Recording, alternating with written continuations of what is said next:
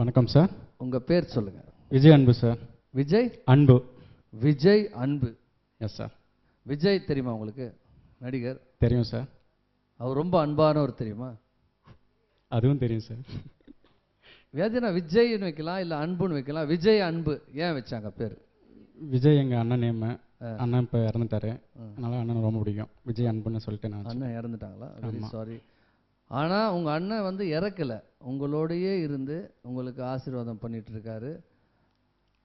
அதை பற்றி நீங்கள் கவலைப்படாதீங்க. நாங்கள்லாம் கூட உங்களுக்கு அண்ணன் மாதிரி தான். கண்டிப்பாக சார். ஓகே. சரி, நீங்கள் ஏன் எப்படி பாடணுன்ற ஆசை உங்களுக்கு எப்படி வந்துச்சு? நான் 5th ஸ்டாண்டர்ட் படிக்கும்போது எனக்கு அந்த ஆசை இருந்தது. அப்போவே டிராயிங்கு, டான்ஸிங்கு அண்ட் சிங்கிங் எல்லாத்துலேயும் ஆர்வம். ஏதோ ஒரு நெய்வேலி. டான்ஸிங்னா என்ன ஆடுவீங்க? கிளாசிக்கல் பரதநாட்டியம் பண்ணுவேன். ஏதாவது ஒரு பாட்டு போட்டால் இப்போ அதுக்கு கிளாசிக்கல் ஆடுவீங்களா? கன்ஃபார்ம்.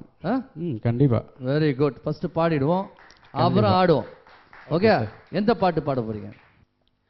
எனக்கு பிடித்த பாடல் அது உனக்கும் பிடிக்குமே, உன் மனது போகும் வழியே இந்த மனது அறியுமே.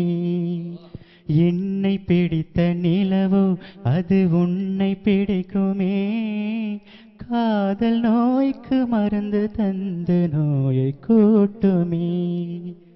உதிர்வது பூக்களா,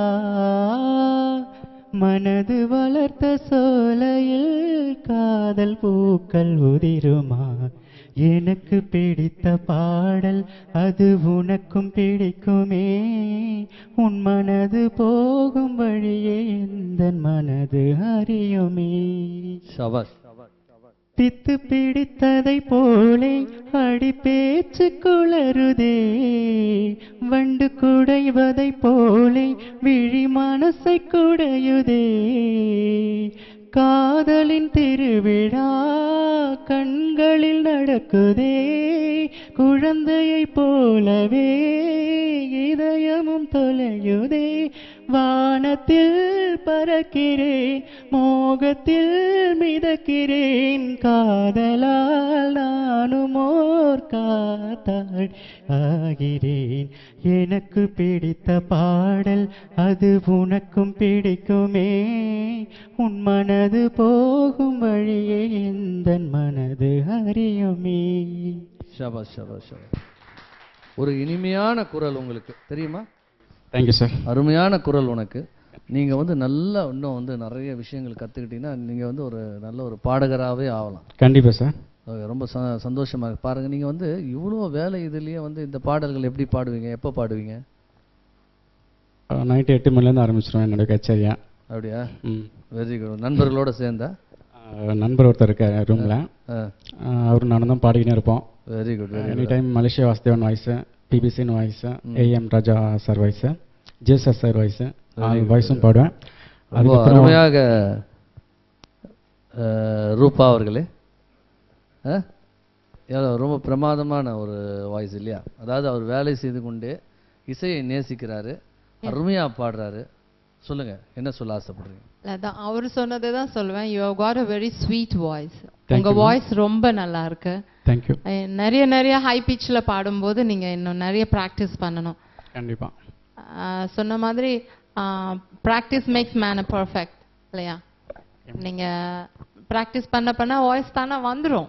because you have love for music இல்லையா? அது இருக்கும்போது கண்டிப்பா முடியும், பாட முடியும். Very good very good. இவங்க ராஜா சார் கிட்ட கொடுங்க. ராஜா சார், இப்போ இவர் வாய்ஸ் வந்து எந்த மாதிரி பாடல்களுக்கு வந்து? இவர் எல்லா பாட்டுமே பாடலாம், ஆனால் டெப்த் வாய்ஸ் அவருக்கு. அந்த ஒரு பாட்டில் வந்து எனக்கு இந்த காதல் நோய்க்குன்னு ஒரு அடி பாடிங்க, ரொம்ப நல்லா. அந்த அது எப்படி பாடுங்க? First சரணமா sir?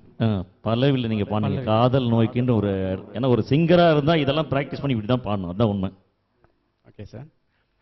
எனக்கு பிடித்த பாடல் அது உனக்கும் பிடிக்குமே, உன் மனது போகும் வழியே எந்த மனது அறியுமே. என்னை பிடித்த நிலவோ அது உன்னை பிடிக்குமே, காதல் நோய்க்கு மருந்து தந்து நோயை கூட்டுமே. இதோட முதல்ல ரொம்ப நல்லா பாடினீங்க அந்த இடம். Thank you sir. ரொம்ப நல்லா இருந்தது. Okay sir.